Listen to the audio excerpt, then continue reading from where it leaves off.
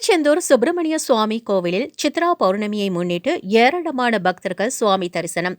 தமிழ் கடவுளான முருகப்பெருமானின் அறுபடை வீடுகளில் இரண்டாம் படை வீடான திருச்செந்தூர் அருள்மிகு சுப்பிரமணிய சாமி திருக்கோவிலில் சித்ரா பௌர்ணமியை முன்னிட்டு திருச்செந்தூர் சுப்பிரமணிய சாமி திருக்கோவிலுக்கு ஏராளமான பக்தர்கள் வருகை தந்தனர்.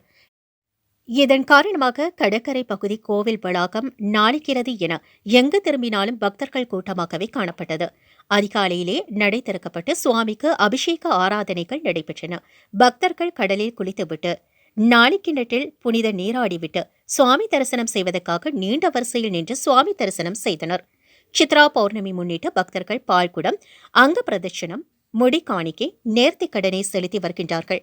கோவில் நிர்வாகம் சார்பாக பக்தர்களுக்கு அடிப்படை வசதியான குடிநீர், மோர், குடிப்பதற்கு தண்ணீர் தொட்டி போன்ற வசதிகள் செய்து கொடுக்கப்பட்டுள்ளது.